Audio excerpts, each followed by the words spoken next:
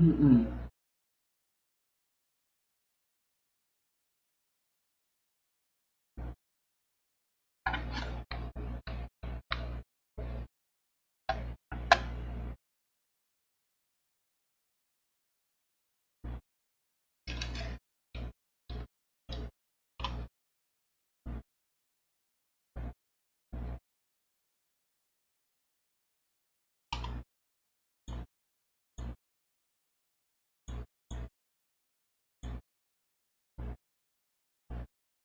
No way, it's happening again.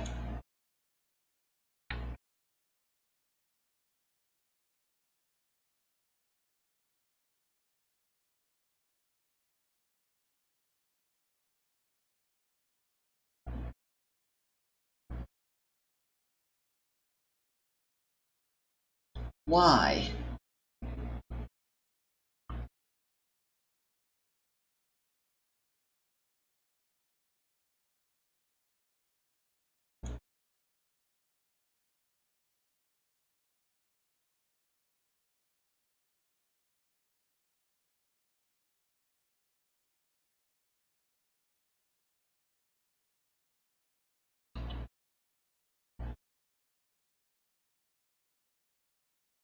I want to listen to Deathly Loneliness again. Such a great song.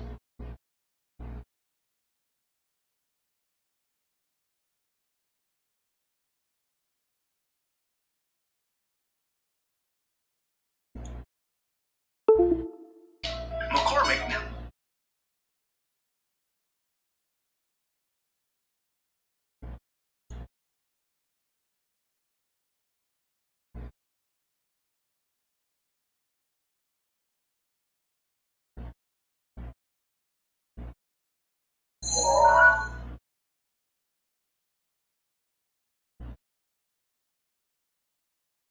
They changed the title.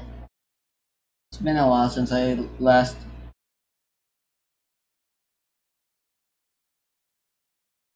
played the music video.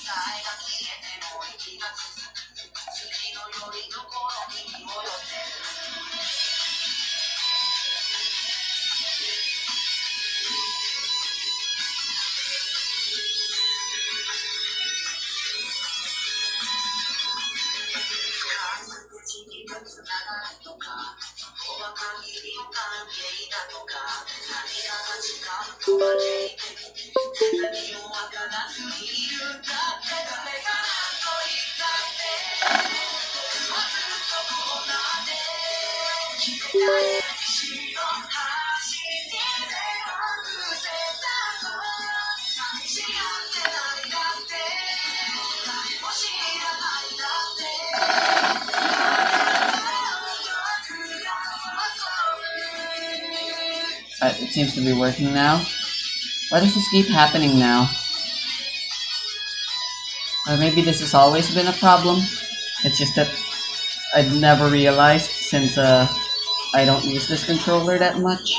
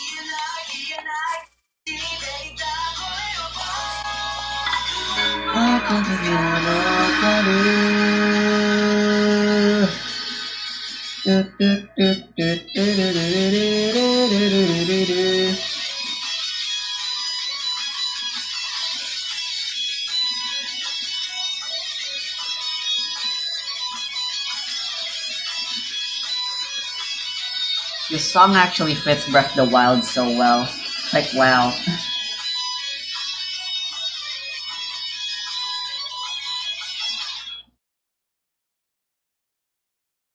But on the original context, which there were none, deathly loneliness is just deathly loneliness. And man, I hate how it can fit a lot of us as well. Especially a lot of hikikomoris out there. The song is essentially a hikikomori song. One of my favorites.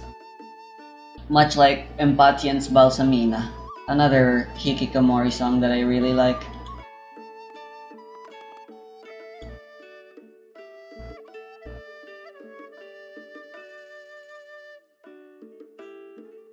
I'm gonna go listen to that English cover as well, why not?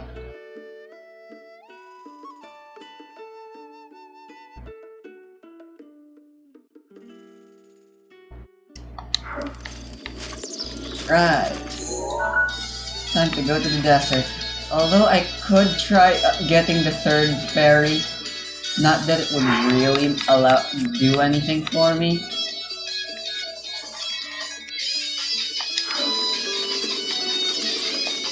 Plus it would be way too expensive for me to go for.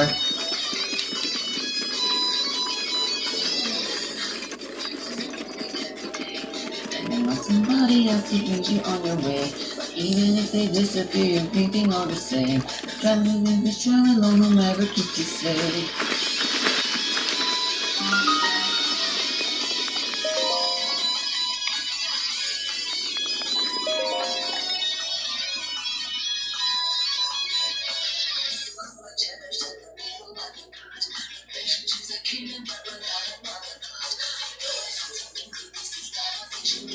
I guess I really didn't know a single thing whatever anyone may say.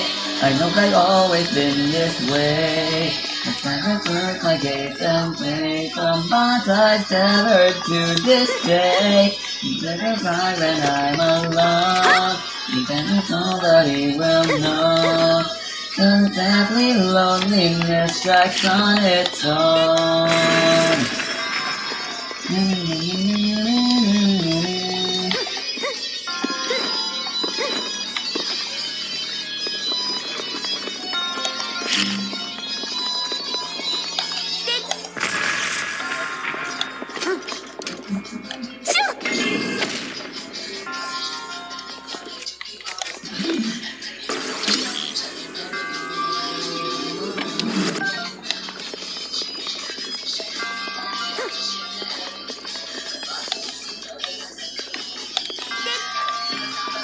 It's not abstract, whatever words I said out loud.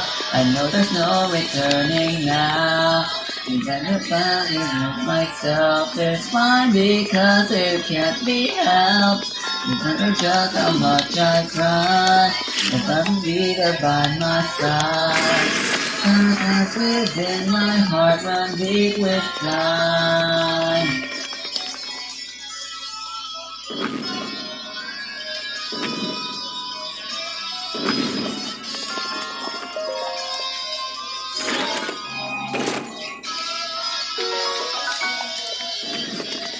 I used a key to get a key. I still try to keep it safe. What a simple feeling was. Feels still to comprehend. First all to die and fall to pieces in the end. If underneath I cry and pain, this is not a thing will change. But the fear to my youth as cries that echo in this room. Even the silence of the night, even the veil of the moonlight. Wanna erase what I tried to escape, and that's the truth. There's no way I can face all the words fit away, so deadly loneliness has followed me to this day.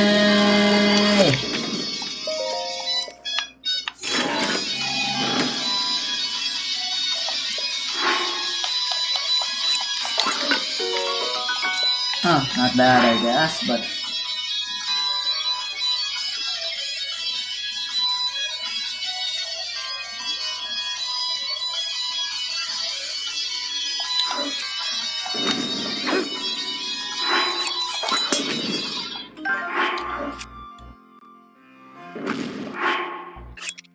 you know what? Why not?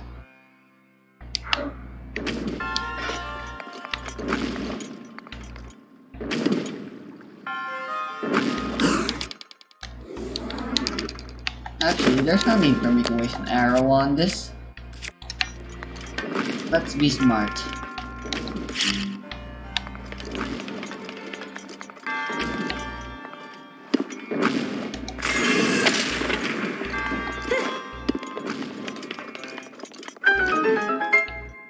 Whoa.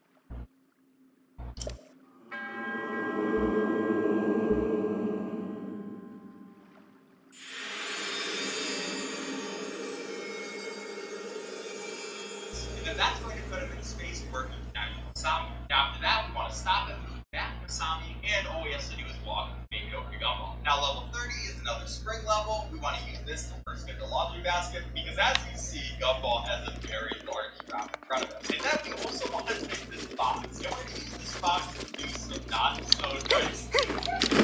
Look, he's trying to use my voice. I gotta do what I gotta do. Finally, as we take the laundry basket over to Darwin, he's going to drop down nice and easy, and I'm not even going to place anything. Grab his ball, he's going to get out of the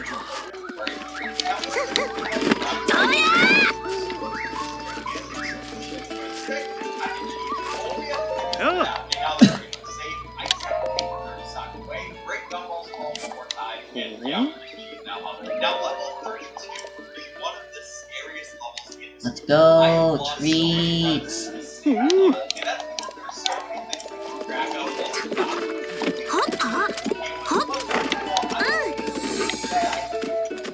So I set up a mop wow! There. And that's going to make it so that Gumball can go right down there. And next of all, I want to make sure that oops. area, so I have to use the box for one. Well, make it really wet, but then you also have to make sure that Darwin is going. So we have to Fine. Oh my god, that's worthless. There's still the problem with Gumball, so we're going to move that box over to so she can go with Darwin. And then finally, they're both going to be in their perfect positions. You'll see that they both survive. It sells more than the beetle, at least.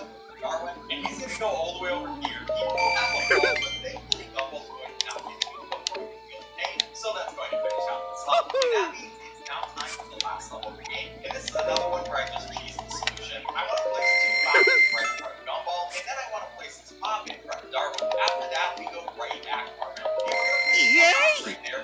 Before anything else, we want to use our whistle, and then I want that hearty lizard. Anyway, this is going to break his ball, and also make sure he doesn't get Carmen. And just before Darwin game, they knock into each other, and there we go. That's our time, 1606, which is going to be a world record because no one has ever done this. Next up is Remote Map, and this is going to be the fighting game. Well, I mean, it's kind of a fighting game. Waterston household, everyone is going to be fighting over the remote, and for the speedrun, we have to win. Wow! Start off with Gumball. The Gumball is definitely my favorite character to use. It's just because his attacks are should I say, is like that. Literally, all we do is kick that ball. Or whatever you want to call it. So, we're just gonna want to go through and yeah, not too much. You know, a fire rod would be really useful. They're going to get knocked out, and there we go. That's going to be everyone. So now we can fight Richard. And first of all, this starts with us just having to hit a series of buttons before the match is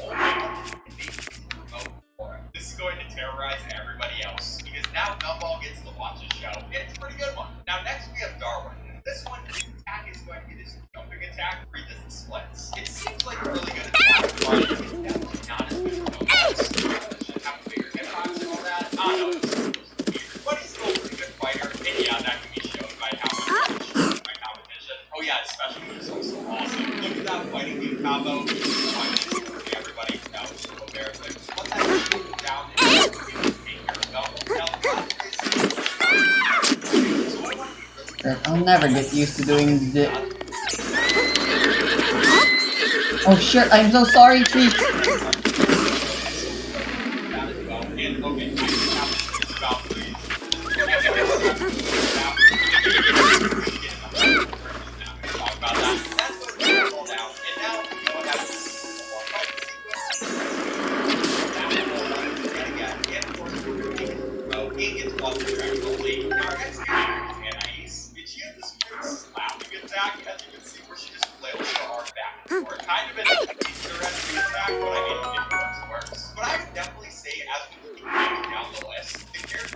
It's got 14 uses. Definitely has the best attacks, but Anais kind of has the best special move, as you'll see by whatever that was. That was insane, and it does a ton of damage to everybody. They are all pretty much done for. Well, I think it's a couple of times. It's just me between Gumball. I take care of it nice and easy, and all that stuff is Darwin, where we have to do one more combo. It's pretty hard to actually set up. Of course, spamming our button and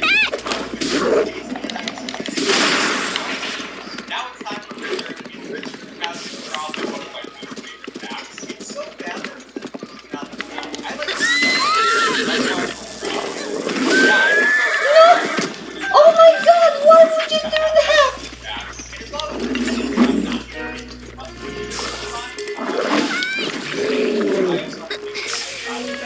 Everybody's using the specials right now. But yeah, I got to be honest here.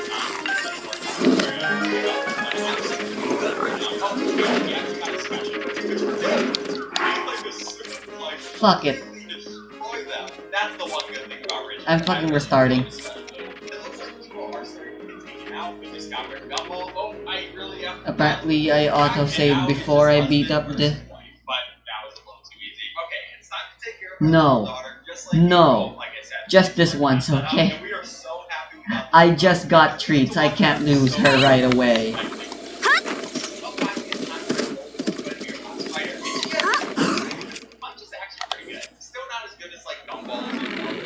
But it's fast, and I just have to make sure it's not whatever that is, exactly. But yeah, this is more fun. Darwin person got that, easy. We don't want that taken out. Nicole is out for blood. She wants blood. I guess we're out for blood. Let's get it. So there goes Noah. Our little daughter is also getting and finally, just time to deal with Darwin. A couple of hits right away. We can stand all the way up to the remote, and that is going to be time 5:54. But yeah, also for TV show is just surrounded by money. And that's going to give us first place, yet another world record. Next we have Hard Hat Hustle, which will start to speed running soon. Now this one, the entire construction stuff. And unfortunately for us, Darwin is constantly getting lost somehow. But we have to save it each and every level, and it's like any places. But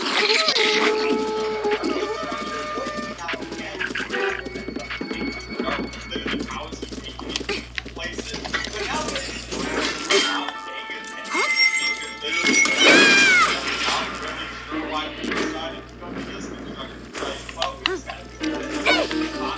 Why?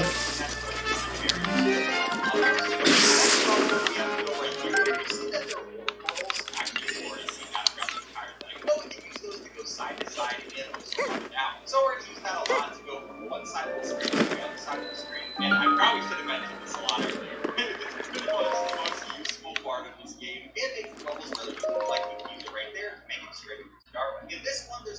across the air, which we can use to help ourselves go all the way up. And then we have this one where basically just some simple platforming, making sure we jump at the right time. Yeah. Make the most out of this attack up. Boxes and find that we can tunnels to be able to places like that box right over there. Sometimes you want safety over efficiency. Definitely more efficient to use attack up since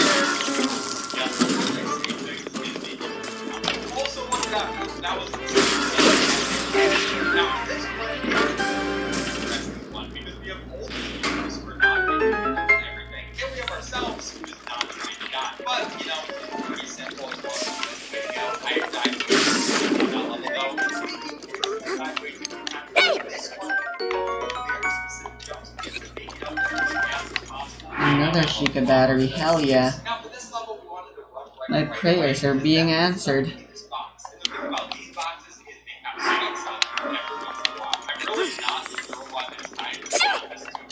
I prefer the sword.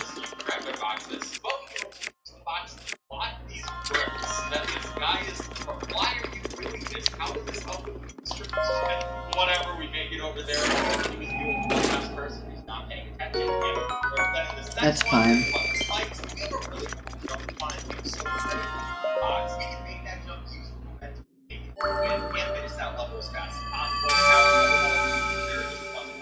That way we move over to the green areas. I also need to not mess that up. But I'm going to use these boxes right there, and that's going to be enough for us to make the first jump, make a small second jump, and finally make it over to Darwin. In this one, we have to use the teleporting feature to go and take this box and use it to protect ourselves from these bricks while we move it across, because we have to take this brick all the way over, and we're going to be using this thing to murder this worker. To be fair, they're constantly trying to murder me. They know there are kids on this construction site. They've got me dead. We're not going to talk about that. In this one, there's more brick throwing guys and not too much. It's just they're also making it more spiky bots.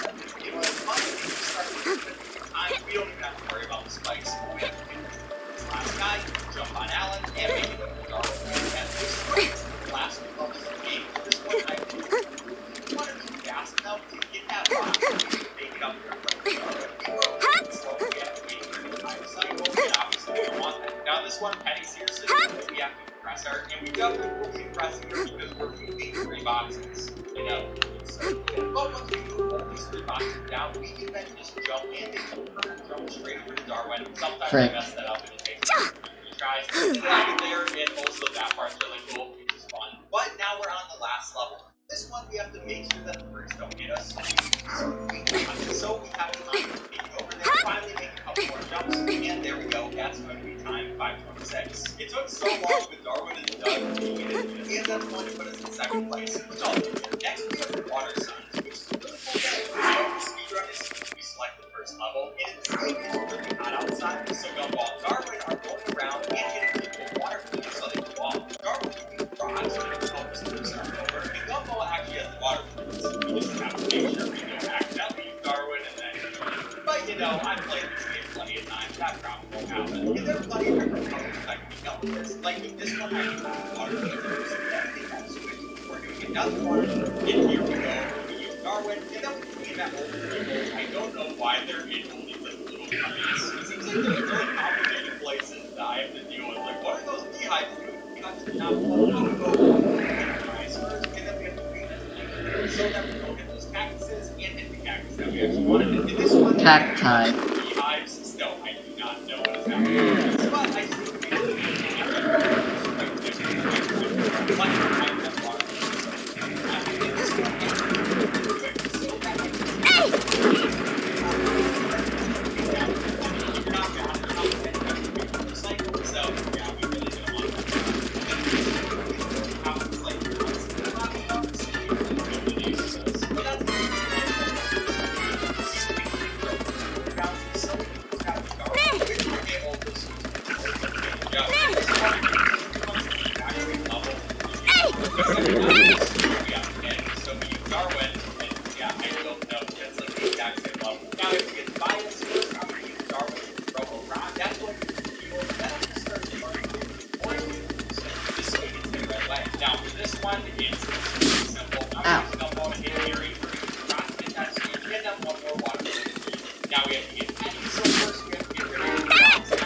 Holy shit, that guy is persistent. And yeah, we're starting to get to those levels which are going to be a little bit more complicated. I have to get very specific spots, otherwise things aren't going to work out. But then we get to this level, which isn't complicated at all. I have to hit that bounce cushion, and then the other one is pushing towards it. Here is another bouncy one, and I guess multiple bounces. Another one where I have to be very specific to how I put on. As you saw, one of the ones but now we have portals, which, yeah, those are pretty obvious. We tried to throw our water balloon in one portal, and it's going to go out the other one. Nice and easy. Then here's one where we have to be really quick, so we can do it as fast as possible. Treats should go back to full health after I exit the shrine.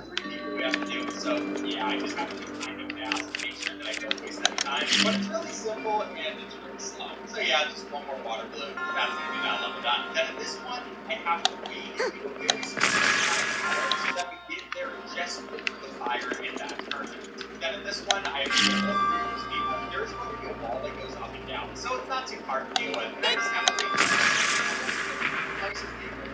Then we have to save lives again. This time there are actually two portals. So the first one is the second one again. And that's going to be a similar thing to this level as well. Where, yeah, Dang it, I really don't wanna I guess this one is a little bit harder, but waste yeah, my arrows. Like this level so many times. Whatever though, we'll hit that portal for the next one.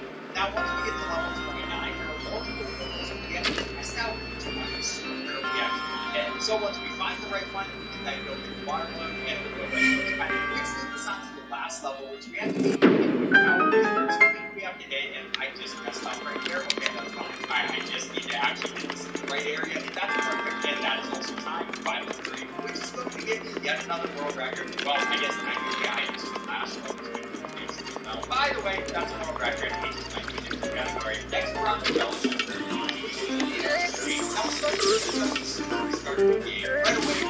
So it turns out that it's RPG Saturn. So we're going to bias and get ready to go face them off.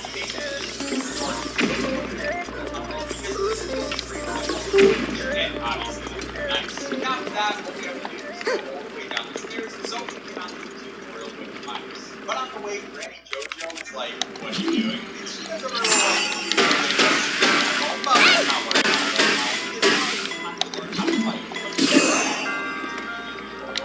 Way out of it, which makes us go by so much faster. It's actually really nice. Wow, this challenge is kind of trivialized with the enhanced jump once again.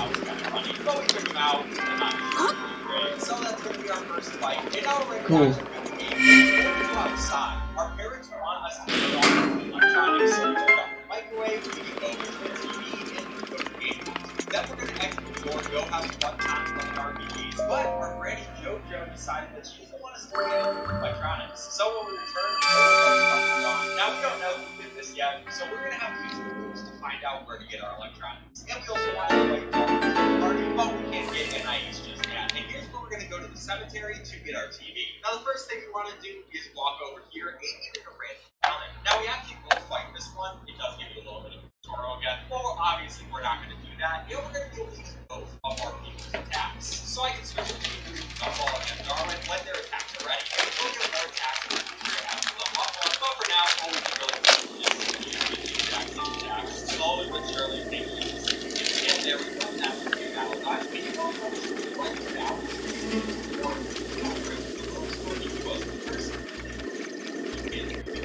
Especially the actual post battles. So we just have to go through this.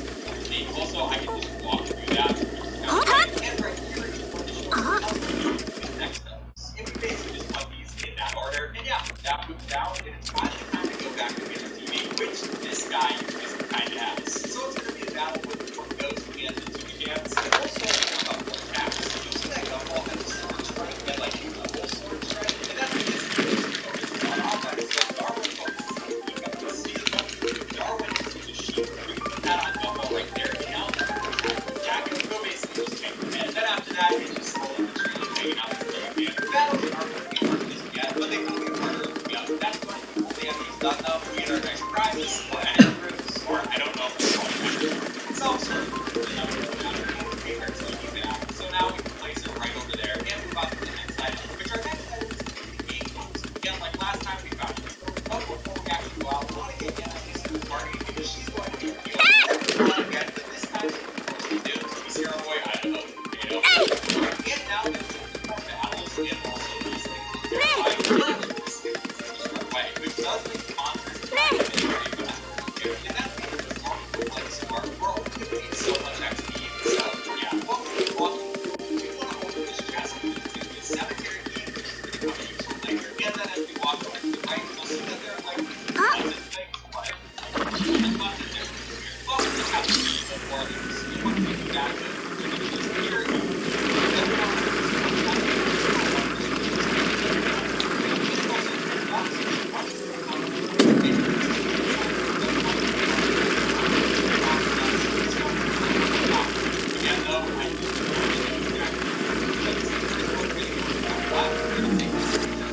top right. This guy's gonna go right beneath the top right, and this one's gonna go up. So that's and after another random encounter, it's time to face off against our next boss. Oh yeah, before I do that though, I do want to keep things right. Pretty much going to be, and then we see that this creature, whatever this is, has our game console. So now before anything, I want to do double, which is like this cloud effect, which explodes everything that's good on damage for their enemies. In general, it's pretty much the same thing, but now we can use powers like we saw right there on Default, as well as some magic, so it should just kind of insane.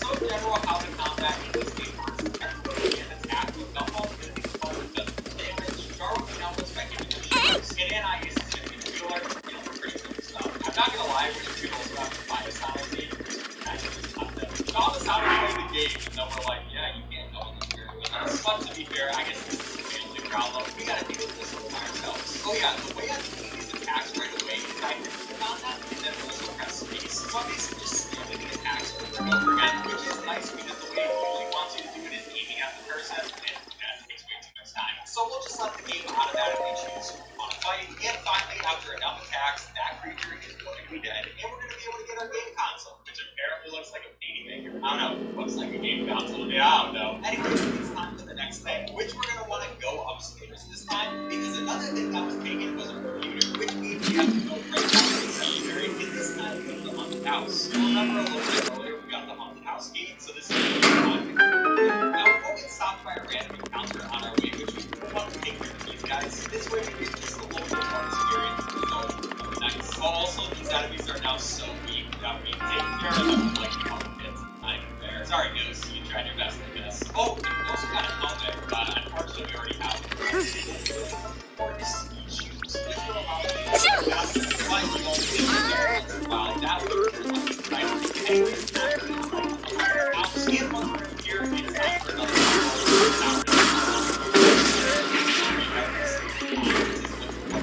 like literally every time I press the button, she's like, oh, look at the four buttons. It's like, I already don't care, you don't have to tell me each again. Oh, I forgot to open that. Okay, we're just gonna place this down there. A little bit of time left.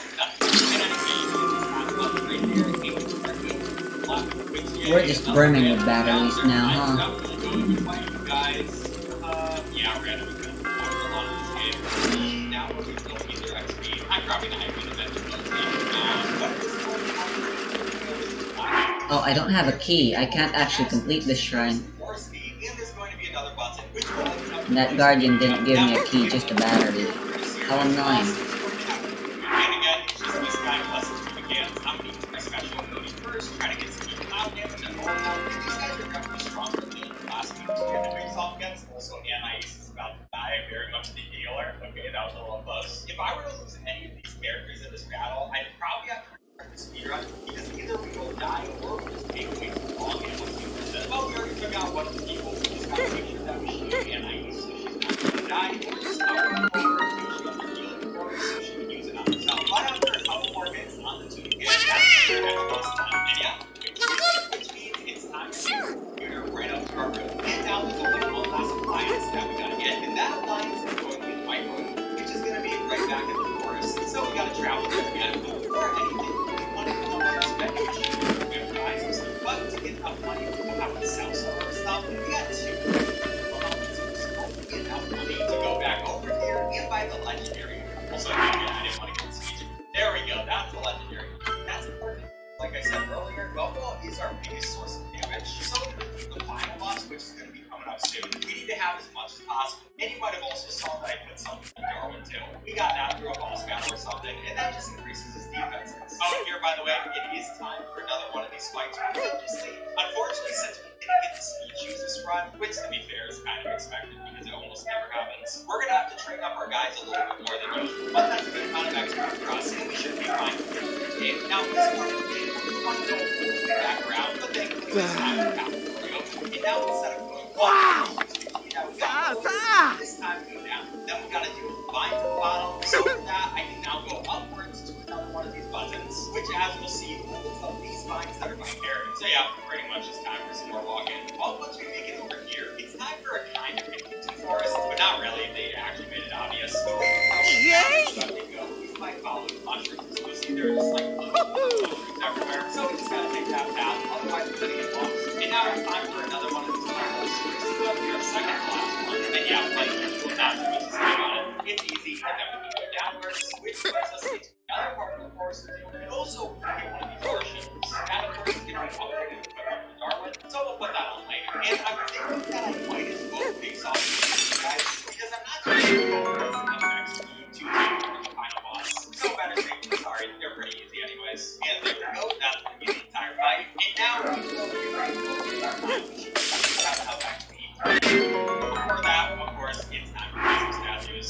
Oh, I'm an idiot. Right, and then we take the 2 one to the top. That's when we open up the diamonds. And we want to put on the upgraded version. That's what we do. And now we see the microwave. Even though it doesn't indicate that battle. Where are you? Just protecting it? I think that's just luck-based. Nothing to show off or not, but it's actually hilarious. Anyways, you've seen enough of these battles. I'll just let you know when it's done. Alright, easy boss number 4 done. And it's finally time for the actually hard one. Oh yeah, also this is the funniest thing ever. We collect I want heat resistance, not cold resistance. Before we see anything, that's not the way you're supposed to go, Gumball. What are you doing? Anyways, looks like we don't need any roots. We can just go ahead and place our microwave here and go get the dance. But we still have to figure out who actually took this stuff. And this is when JoJo has a golf cart. And yes, we have the fighter as she has a golf cart. Now before we have some voice lines like how Darwin is speaking facts, and to be fair, how Anais is also speaking facts. But granted, JoJo doesn't want to listen. It says she's just keeping us safe, even though she's literally trying to run us over with a golf cart. Yeah, I don't know if her plan is the best in the world, but we're just going to be focused on taking her out. Now the problem with Granny JoJo is she has very fast attacks, and she also has really strong attacks. So it's what ways like Anais' healing and Darwin's shield is the best of our abilities. For the shield and the healing, I just focus on the least amount of HP. The caveat being they need to make sure that Anais is alive. If Anais dies, then we'll just lose the fight because we definitely need her ability to solve it. Granny JoJo also has that kissing attack, which literally goes through the shield and hits us all. But alright, it's fine. I mean, Gumball's about to die. But since we went up to level 5, even though Gumball dies, we get to see all of Anais. Obviously not the most efficient way of doing it, but it's faster than grinding up another level. So we're just gonna enjoy this 1v1 battle between Anais and Granny JoJo. Also, I love the animations of Gumball. I just love these games in general. Now the nice thing is, since we are level 5 now, Granny JoJo can't do enough damage to actually finish off Anais using overkill weapons. So I don't even know why she's trying. You should just kind of let yourself die. It's a little embarrassing for you, like this. But okay, get one more hit. Now we can Are you kidding me? She used her healing item. Okay, that's fine. Stop using your healing item. I'm trying to get the sub 25. She very much doesn't want that to happen. One more hit. Okay. Right. Come on. Alright, one more hit. That's what I meant. That's gonna take out Granny JoJo. And that's also gonna be time 24:38. Which also our mom shows up and she's like, what is going on? Yeah, you probably shouldn't trust Granny JoJo with your kids anymore. But that's gonna put us in on 2nd place on the Speedrun.com leaderboards. And I'm gonna take it. Next, we're on to the Gumball games. In this one, we got 5 different events. We get at least a bronze medal in each of them. So we'll start our timer as soon as we click on March. And this one's pretty simple. Just have to alternate between A and D, because if we go past the 2nd red rectangle, then Gumball's gonna trip and fall on his face, so we don't really want that to happen. So we press the button to be successful. Also not too fast to get over those tires, and that's gonna be the first event done. After that, we're going into the jump. And this one, just want a bronze medal, but that should be perfect. It's just right past 10 meters, and even a bit further. It's still pretty good, and now we're move on to the jumps. This is probably one of the hardest ones for me to go as fast as possible, because we do want to get the gold medal, otherwise we're going to be wasting unnecessary time. I try to keep it as low as possible, and the press at the right time in. That was actually pretty good. Okay, we got a 3-0. After that, it's time for the pro. And this one is also pretty easy, because we just have to press A, S, and D multiple times, so that we can go straight up as fast as possible, and we beat them 3-0. That one is and finally, we're on to launch. This one, we just want to spam A and D. There have been very little times that I haven't gotten these bronze medals, so I'm not too worried about what this actually is, because there we go. And now all we have to do is wait for it to stop moving and end off time as soon as we see the bronze medal screen. That's our time, 134, which is going to be a world record for the flash category, and that's how we stack up to 2,000, which leads us to the last speedrun Nightmare in Elmore. In this game, Richard decides to cook dinner, and it looks great. So that night, we have nightmares about all the food, and we start the timer as soon as we spawn in. Now this game is actually pretty cool because we're going to end up using our mouse. We need to use our mouse to touch those different clouds, and that's what's going to actually turn them on. So if we want to turn clouds on, I have to vote for my movement plus where my mouse is at all times. Now the first level is not going to be the hardest in the world, and we make it over to that planet, which allows us to go to the next level. And every level is like the platform concept. This time, And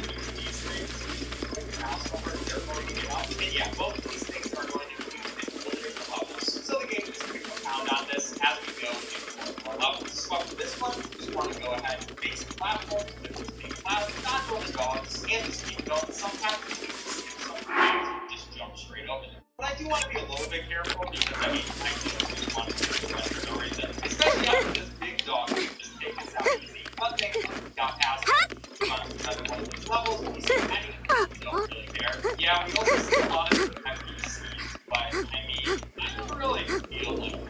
But I'm trying to go fast, alright? Oh, and by the way, this thing just chase after you, they can fly. Not too hard though, because we have and you're starting to see how old here's the things are constantly not like how we have the red ribbon things and that and this is perfect also. Now this boss fight is interesting because it's a gigantic and we just have to keep just run away from it, click, and then what I'm going to do here is actually damage boost because it doesn't really make sense to dodge him and have to click on all the clouds. It would just take way too much time. Then I'm going to go to this which is just enough time for you to kill the guy, and once his shot animation is done, we can get the soda can, which allows us to click on the word soda can.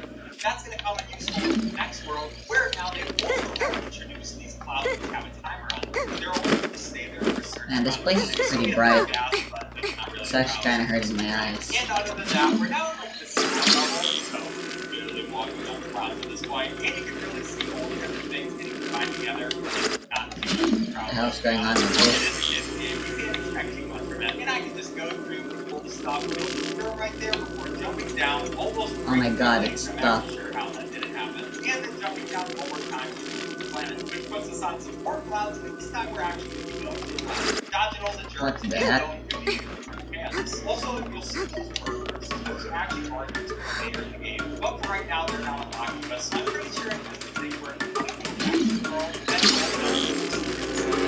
now what we can do is we'll have another barely so I can just go on top of some cans instead of having to go over here. Go back to the yard. And we just have a little bit more in this level until we see the big germ button because from us. And then this level, sometimes the Hitlock song plays. I was hearing some snoring, but where the heck is that high notch? This game could use a bit more enemy variety. But hey, I'm not going to complain because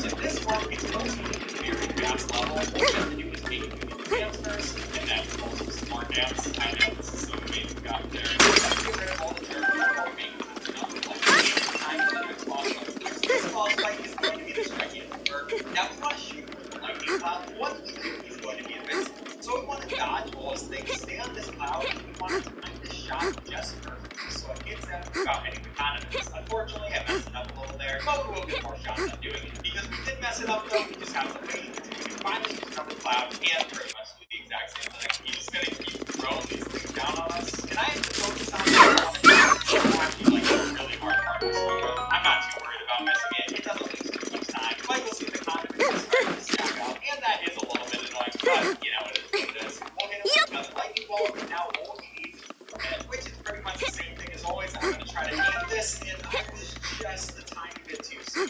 Alright, well that's a little bit disappointing, because that would have saved us a good amount of time. But whatever, we'll just try our best not to die. I do only have one heart left, but that's going to be the second boss done. And he's going to drop his burgers in, which now we can click on these burgers to give us a super.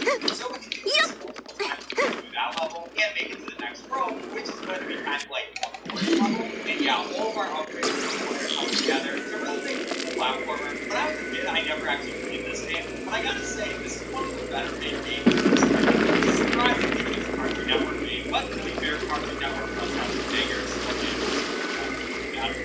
Please. Oh, not die.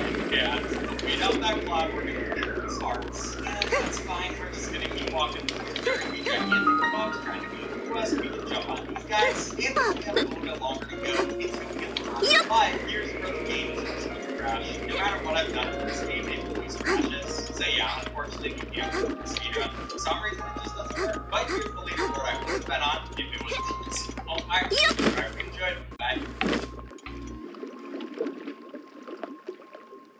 We are sometimes more vibrant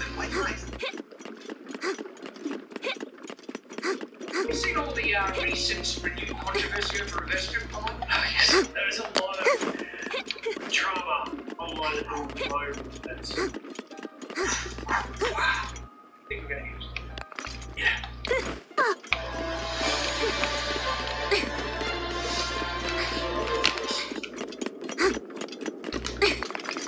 Greetings, I'm Shaq. Greetings, I am Taro. And greetings, I am Nate. And we're going to be talking about reverse grip. Oddly enough, that's not a subject I've done a deep dive on. Cannabis? Well, no, I don't think you ever have. And the reason is now dedicated discussion on reverse grip. Because it's getting a bit of discussion online. Oh, yeah, just a little bit. Just a little bit. And there's been a creator who's kind of risen up in terms of prominence doing short videos, self-taught arts, and one of his main kind of themes is addressing reverse grip. He doesn't think it's very functional. No. Not that he's completely trying to disprove it, but he's completely testing. Shout out to him. I'm really enjoying a lot of his shorts, and I think it's really good work. So now I want to give our thoughts on it, and I have a bit of a takeaway that I don't think is going to be changed too much, even after experimentation. So we're going to talk about the mechanics of it, what I feel are strengths, most limitations, and we're not even going to practice it. We're going to put it to the test and see what happens. I would like to believe shocked given it test. So though there are some historical references to reverse grip. That's the interesting thing. There are positions where get more leverage. Never mind. Yeah, listen to me. Sword combat. That's a key. Never mind, I have 2 keys now. Yeah, when we test it, I think we should eliminate half. We've got testing first. I want techniques that are... Because in some of the sources we off the top of my head, we've got fire, we've got door,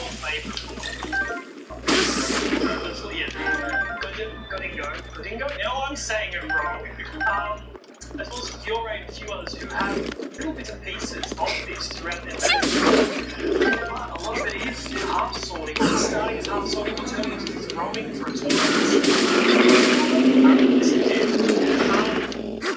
So to eliminate that, we're eliminating a lot of options. But at that point, it's just half sorting. I feel like we're going to truly That's actually a good test spear. reverse grip. We should try and create just a single. Yeah, that doesn't mean you can't eliminate, touching the blade here and there, but completely grabbing it, I think because if you were wearing plate gauntlets, it wouldn't be that hard to, use it a bit more leverage. Because you have no leverage like this. I don't know, have you heard about this? Have you seen this? Let's talk about that. That's actually yes, because this is one of the most important criticisms of reverse grip. Leverage and reach. I want to preface this by saying that relatively, I'm not trying to big myself up here, but I have quite strong wrist strength. That is something that I purposely train a lot. I want to have. So even I think I'm going to have trouble with the leverage on a reverse grip. This, no problem. This is nothing. Once we start this, we mentioned reach and leverage, but interestingly enough, one of the probably even more important than reach and leverage for me in regards to reverse grip is how much more awkward it is to use 2 hands on the sword than one. There's a point where you almost can't, which cuts out so much leverage and speed. Because, if you want to hit like this, but then your wrist is hyper extended like that, you have less range of motion. Maybe like this, but again, range of motion awkward as well. all of a sudden your range of motion is completely cut off from this side. And so, if you wanted to get a 2-handed thing, rest position like that, ready to do strong attacks like this, it kind of works, but it is so much more awkward than just this. And the range of motion that you have from this position, right, is just so much more than reverse. And so, every just like appreciation for reverse grip, I'll completely discount in my own, preference as to what I I would personally use. And these are long swords. And all of a sudden, the reach that I have is just this. I can't Well, yeah, extend anymore now before you get stuff. yeah, well, it's because of the angle of the wrist. The wrist can angle down, okay? It can't angle up nearly as well. To angle up, I have to bend my elbow and bring in my hand further, okay? And so, with the sword, to extend it, just like that. Arms will extend it. To do this, I have to bend it or reach. So, I would say that reverse grip is close quarters. And at that point, you might as well use a small blade. Not necessarily, because there are withdrawn stances even in traditional swordfishing, like rack, okay, where I have it back ready to go. And so you could have a stance where it's there ready to go up, to go down. And this is one of the big takeaways, and I think I'm just going to cut all of this, because it's going to come up again and again, right? What I'm showing you here, could you fight like this? Yes. I could fight like that, and I wouldn't be hopeless. Yes, you can fight like that. I can fight like that. Exactly, that's my point. Even though you can fight with it in a functional enough way that some people have been saying you can get a level of function out, it's not completely useless and you shouldn't discount it completely, right? But to me, just because you can fight with it to a level of functionality, like all this stuff, doesn't mean it's worth doing. Because there is another way which you can almost get every single advantage or function that you can get out of reverse grip, but more.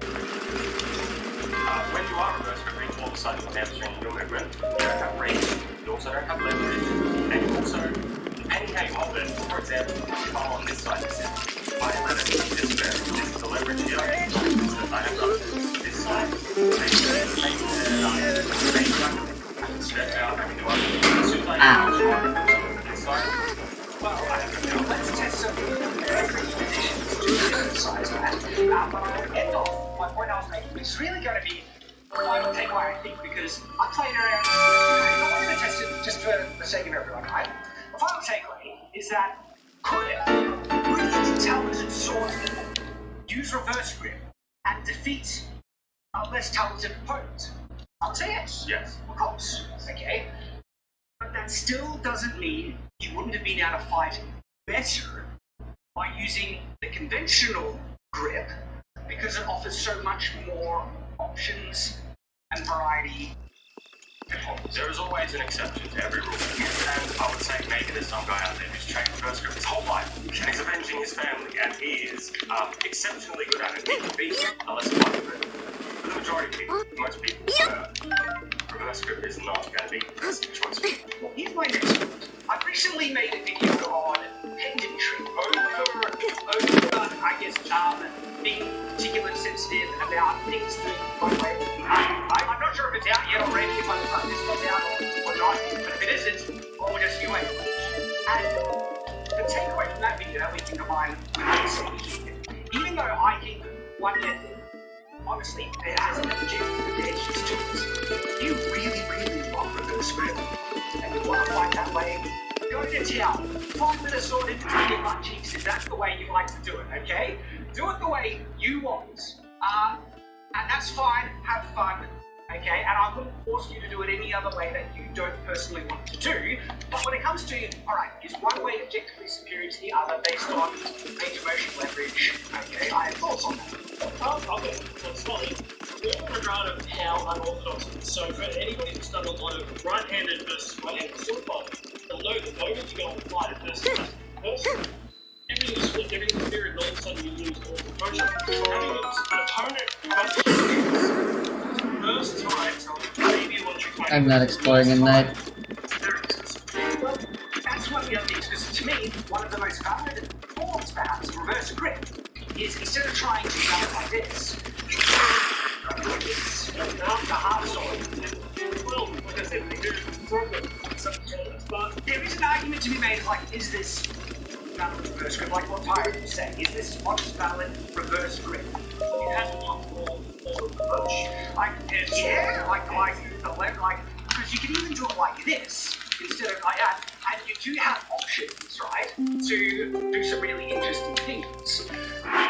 Could you do all those same things just like this? Not quite. I think there's a difference in the range of motion that you take in the head. So, for example, You know, you got a point. I think that if you're striking with the upper hand, Yeah. you're really putting damage with the arm up. The wobble, Yes. leverage, like that if you have to You're right about it.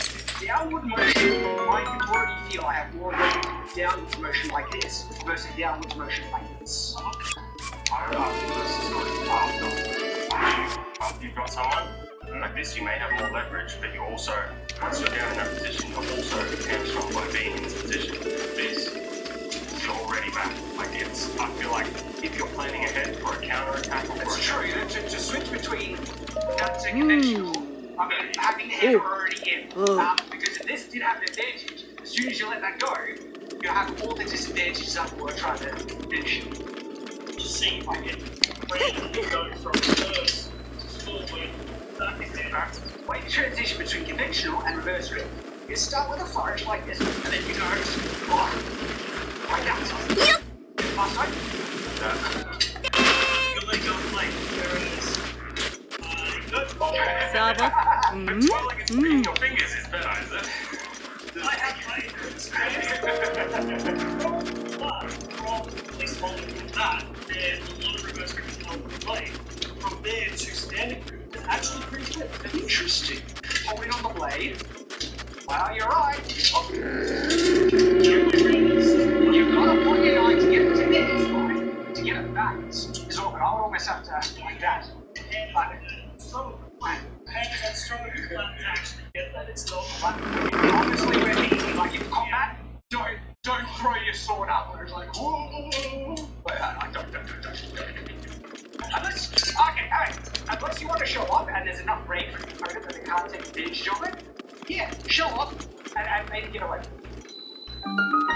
This lady is literally just standing right next to a barrel for some reason. It's not that hard. Oh, no.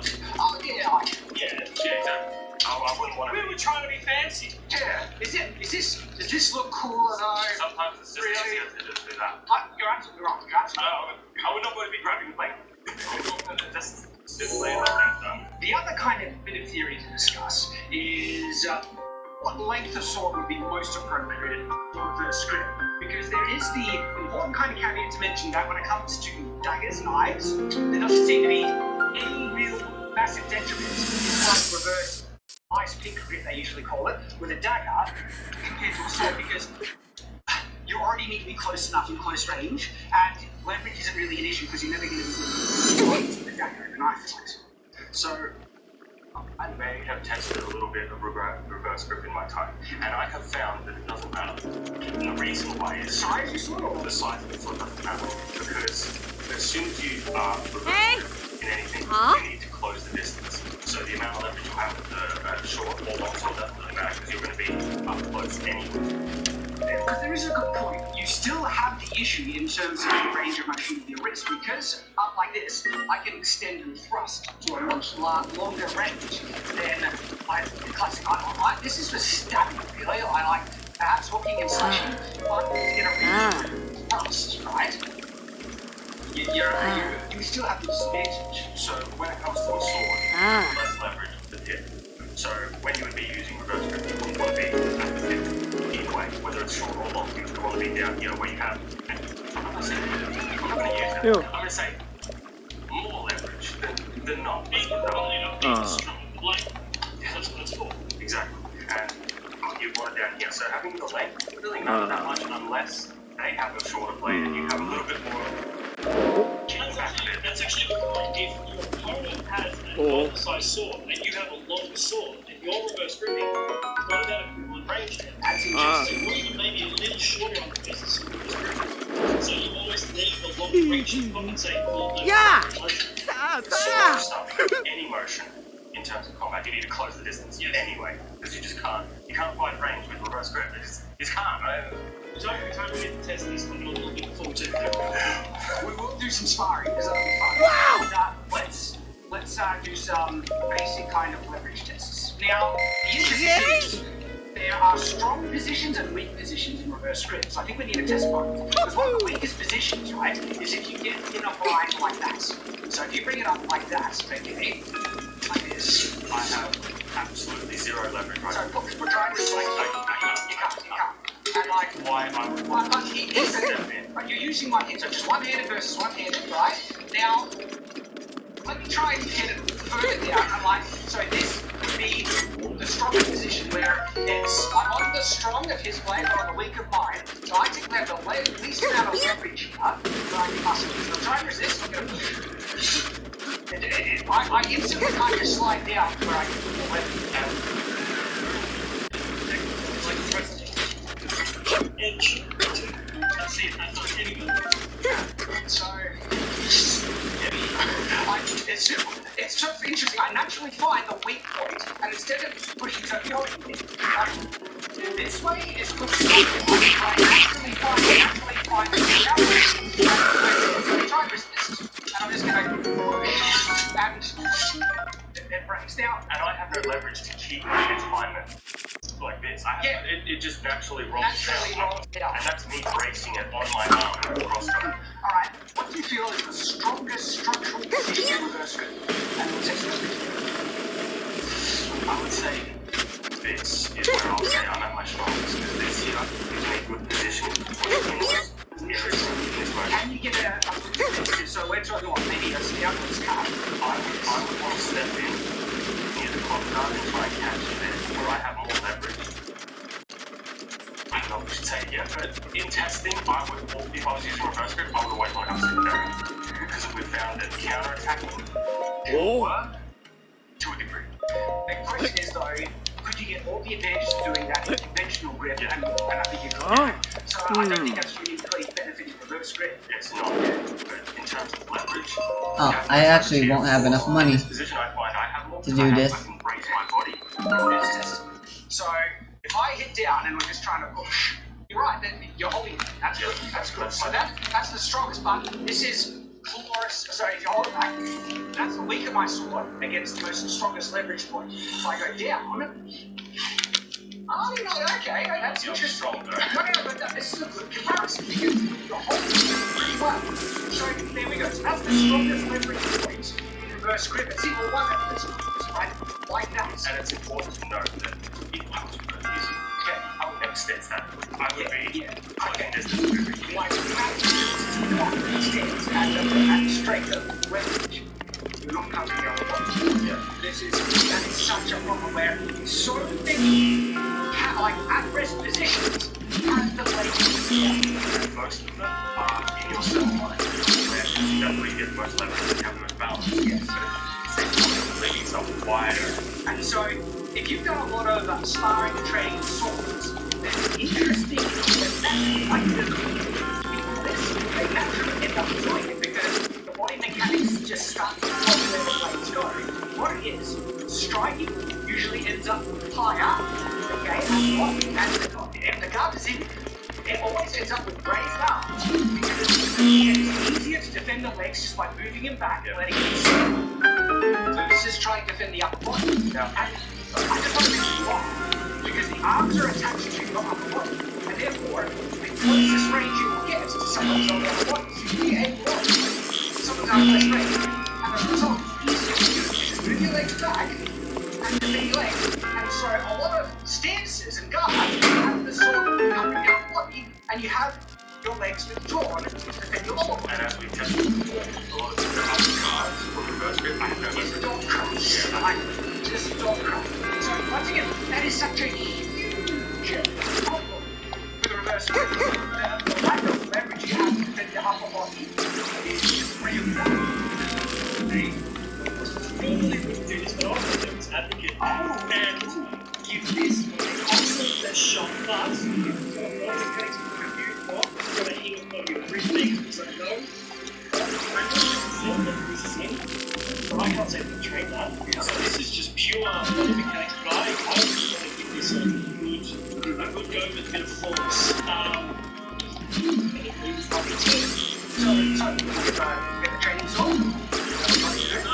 Before we do that, the me and Nate test with steel swords, because obviously it's so close. Yeah, I think so. Just so we can don't want to dismiss it right out here. I think they can fix it maybe, but I will always No, we should know.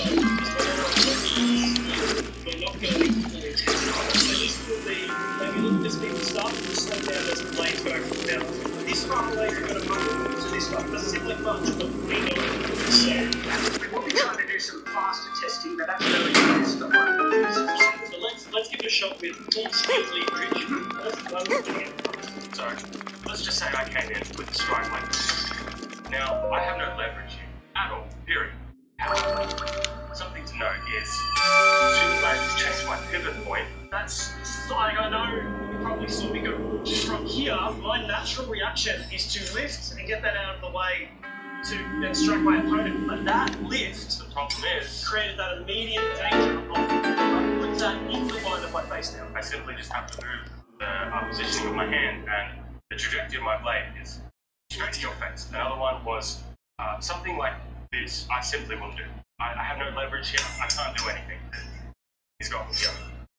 However, more of a knife attack, I would say, if I went like this, I would want to come into this guard, and I would have to go off its on like this one, and I wouldn't be afraid of touching this blade, and I would be up. Oh, this does get sketchy because I feel like if you did that, let's go through those motions again.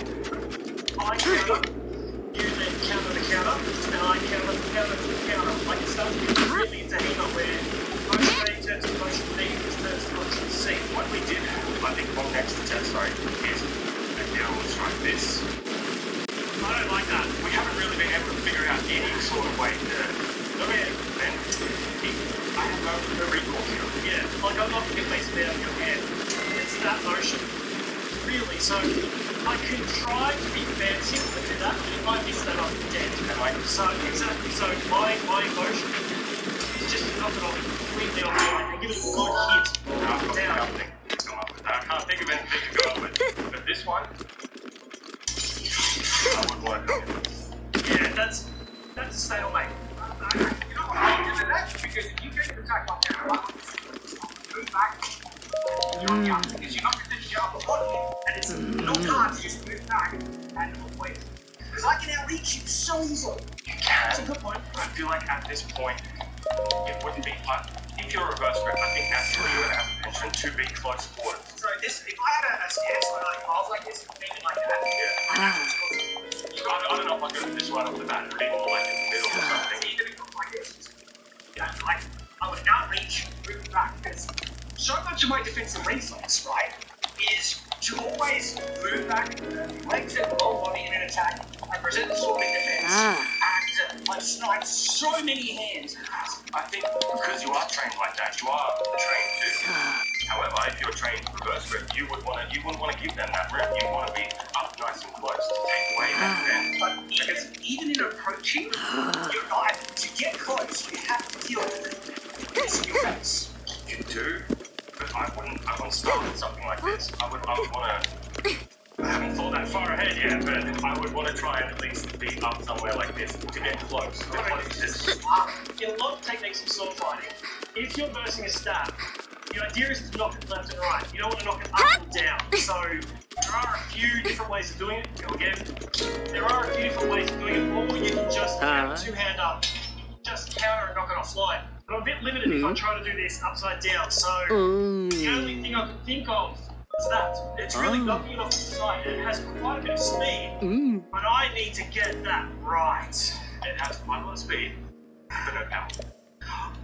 True. Yeah, I mean,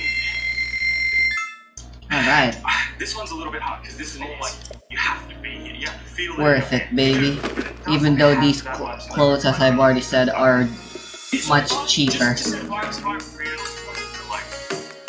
inside Gerudo town itself. But with this, first off, it's knocking it into the path of him. This is bringing it across his center line, straight across here. But when you're stabbing in a motion like this, even if you're not near off center, there's still a chance that it's going to get you. That is That feels much sketchier to time than it does like so, but I mean, that naturally brings you to a shot, not a powerful shot, but cupping a blade to the face even if it wasn't enough to really even cut through the bone, it still cut. It is. I would get out of the way now.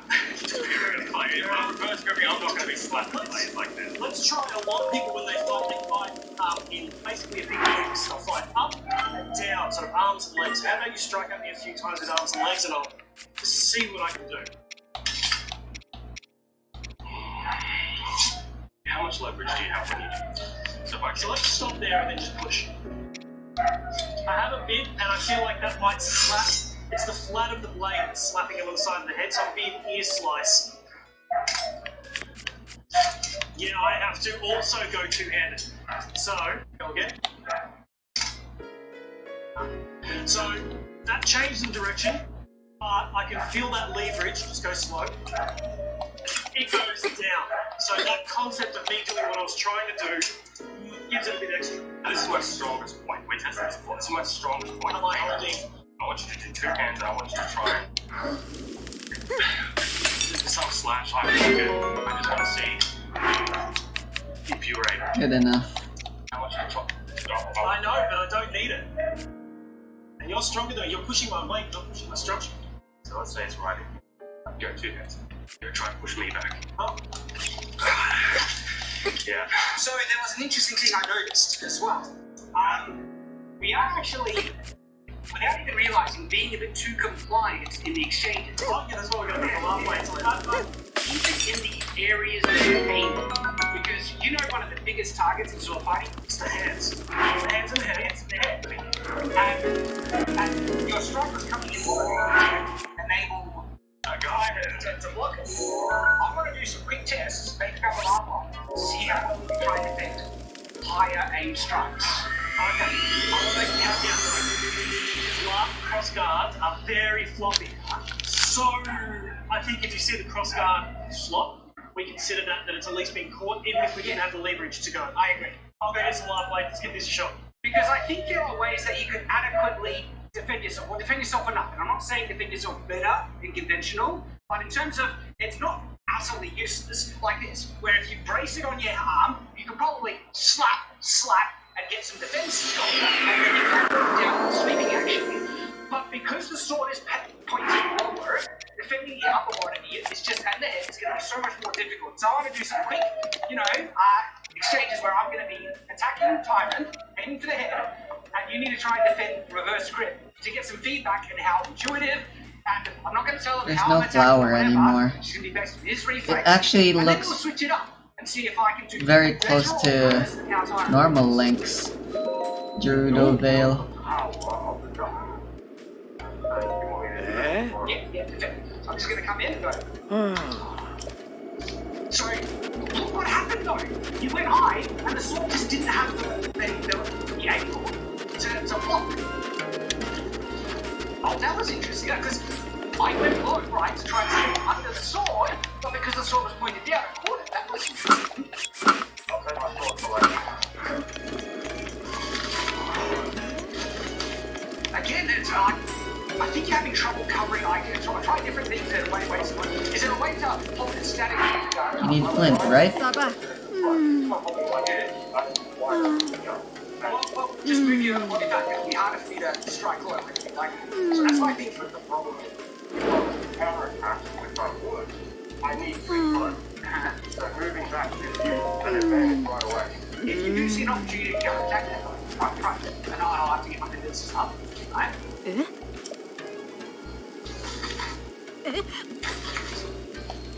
So that right there, that in the exchange, was a perfect example. Can you leverage try and get me? To me, could you leverage with your wrist to get my lower body back to Alright, Topaz is not being that useful. I know, it's a slice right there. Because I really think this is probably the biggest. Cold resistance or heat That's resistance? pointing in the wrong direction to guard your head. Like, even if I'm just here, I just want to do a quick bang. Heat resistance would be more useful right now, since I can keep the rest of my clothing and have heat resistance, so I can sort of stave off the hot. Okay, so two hands, you have the leverage to deflect. What would I do here? Well, that's interesting because I'll do a follow-up, right? I'm gonna go. Do it, right? And we're gonna get locked in, so I'm gonna go. Then, okay, so I'm gonna reverse this now, and I am gonna give it my best go. Try and get there. Counter attack. Okay? So, honestly, I'm trying to adopt the natural sense that I feel guards my body as I'm going with this. So I'm going to come in first. I'm going to tell you this because I would want to keep a distance Really? away from someone like that. I would want to like that. Very How much cute. leverage do you think you have when you? With 3 hands, I'm not. Enough? So what if I came in and I feel as though as soon as you fake out and you do anything, this sort of reverse grip fails because you can't react quick enough. I don't have any normal choo-choo.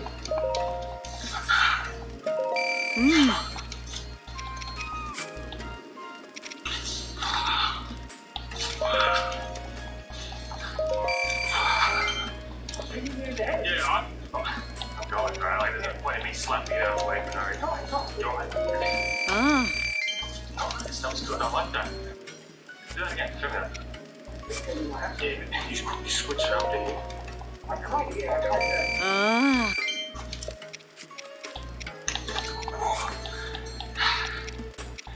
So, would you just go pointy? With reverse grip, would you just go pointy? I need that defense to keep what you at bay. I have plenty enough durian. I'm not really sure. Like this. Like this. Gives me.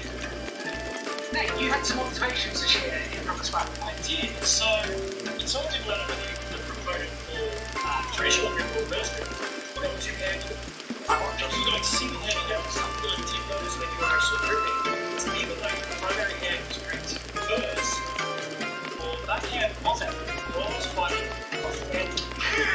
So, as much as you were like that leverage and strength there wasn't too much on. Exactly. But by doing two-handed consistently, I was able to get the leverage I needed to. I'm going to be over two-handed pure, reverse grip purist. Yeah.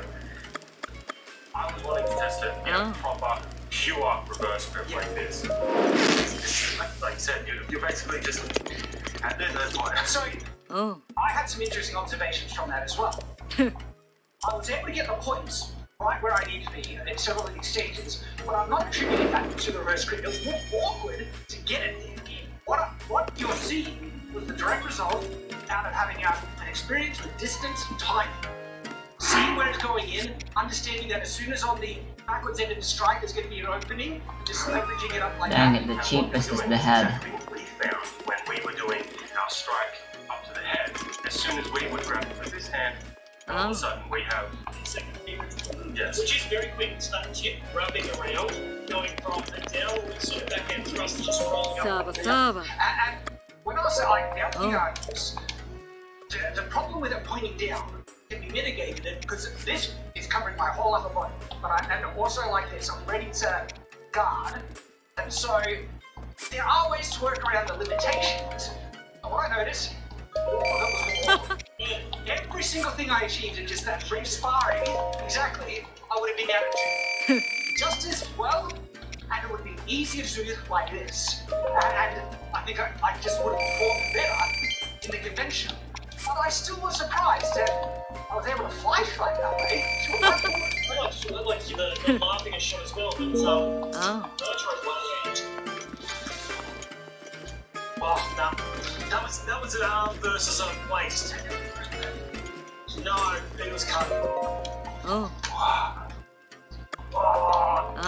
It looked like it run me through, but that was on the forearm. It's a historical trick. You're dead, though. You're dead. Just but a scratch.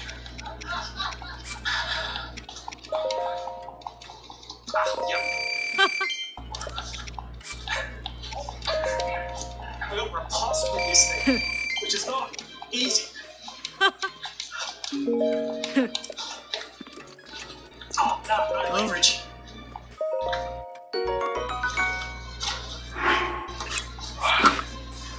Oh, that is There you so go. much harder than just I'm not very defended though. Just to heal? Yeah, it's here. Okay, so Crypt, I know where it's coming. But full speed, see if I can stop it. Can you catch it and can you get full leverage on it? I cut my own leg. Let's try that again. I did that all the way through. So you need to practice to not hit your own leg. Just. Okay. I think I need help for the next part. So, how did that feel? That one when we went from speed to The step? last one. Yeah. Little twisty on the wrist. Actually, I didn't feel like that really had as much structure as I would have liked. Versus steel, that helped with the refurb down my wrist. I might have still been walking, might have still been able to leave it around to your waist for whatever card can do. But It's dicey when you it's much more dicey. He's now going to eat my head. What next?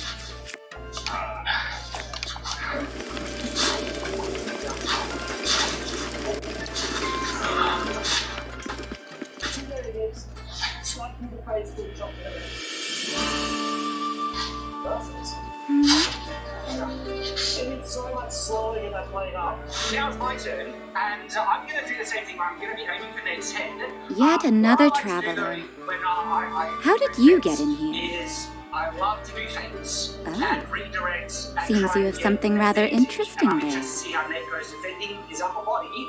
Reverse grip against true reverse grip. Well, hey, I think you can try both too. Like, I don't know if you can't call this not reverse grip. I think because if you're fighting someone who's got big hands, I think this, you know, you got the same. Okay, the other hand has to be reverse grip. You can do however, whatever reverse way you do. Oh, interesting. Interesting. Yeah, but I'm just wide. Yeah, you just kind of raised it. I can't wide. I was just put up with it. Yeah. So yeah, it's interesting. So good now. Yeah, well, let me try and do something, right? So you're recovering on that.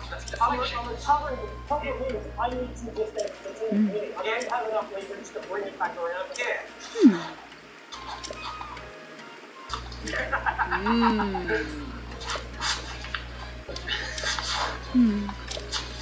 Oh, that's what I was trying to wind it. Now I've got those strings. Exactly, that's what I've noticed. Oh. Underneath. No, that's my wrist. That's your wrist. Oh my god.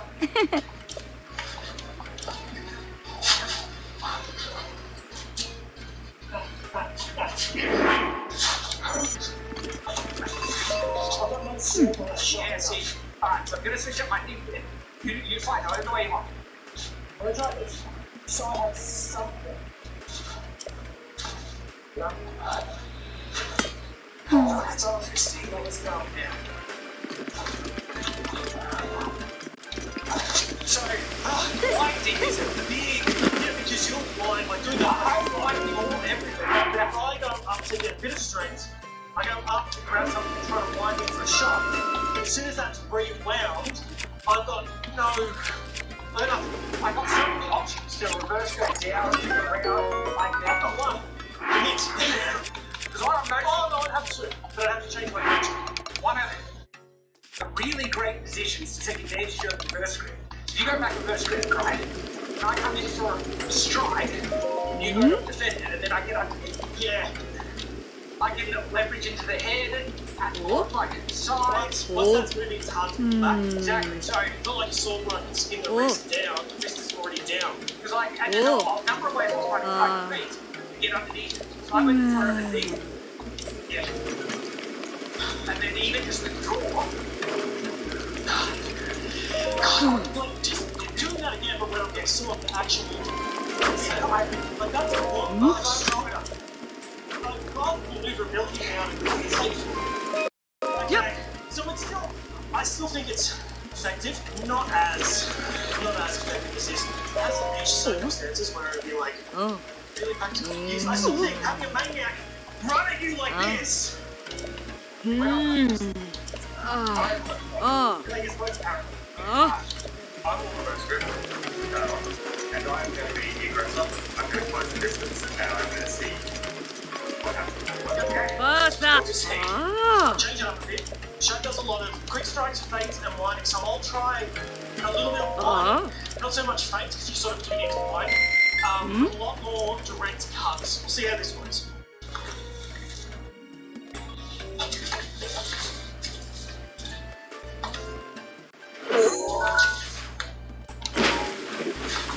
Nice.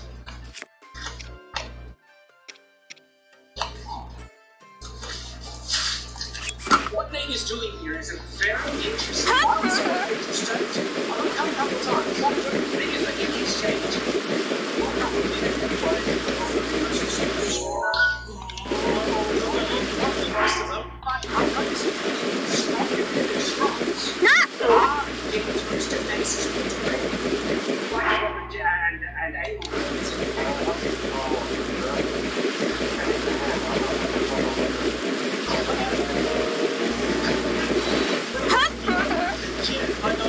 I do notice that you were trying. There was phase, it was aggressive. I guess that's I can feel it.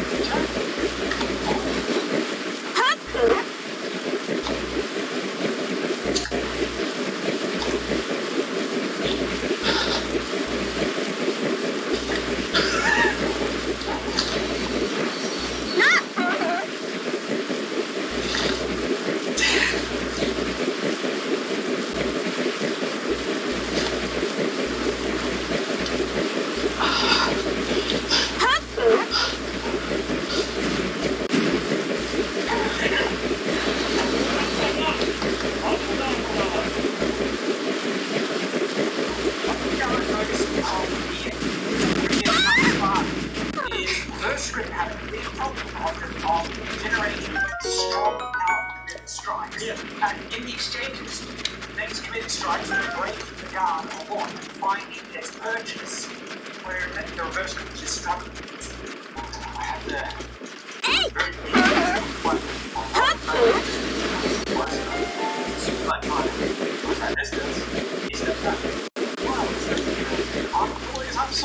I like fighting that way, and so now I'm gonna spar next shot, and let's see if my natural inclinations might be sounds good. I'm definitely starting to form some thoughts on it, so yeah.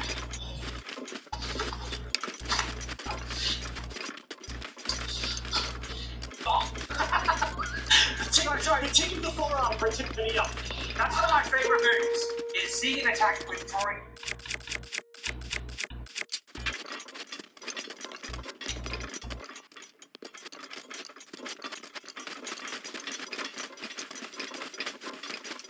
Take advantage of the follow through.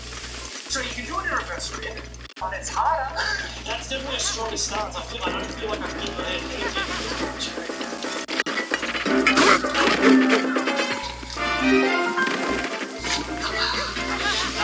Forearms for neck.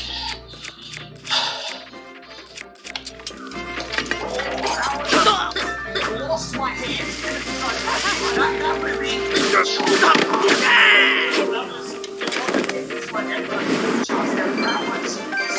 a solid cut. What? Oh, yeah. Forearm. Ah, man.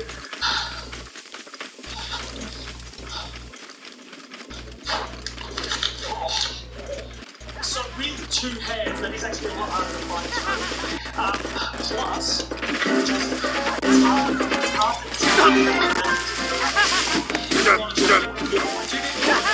kind of just this all of these little motions. Shandai kind of hang on. There's a lot of hesitation. Just to see if I get the shot in. But it felt like a legitimate defensive stance that was hard to get through a break. That felt harder to get through because we're using your body coupling, leaning backward and forward. There wasn't as much work because we're trying to stay in frame. But it was definitely hard. You can get structure like this. Like I said, the same experience I had with time. I think every single strike I was able to land would be able to do a conventional grip and this. Exactly. I feel like a lot of it's similar way to Tyron. Not all of them, some of them were quite nice. A lot of them were slashing vertical that deep in my forearm. Or quite literally stuff like here, not cave my skull. All the doubles, this is hard for the first time really getting this shot job. Hard for me to what do you do with that switch? You develop I'm getting sleepy. When you know where your position of your hand is without looking at it. Spatial awareness. I know what you Spatial mean. awareness. So I know my hand's touching. It's close. I know how to get close. I'm gonna stop here. Like that. You develop that same spatial awareness with swordsmanship when you're done, where you just know how close you can get and not hit.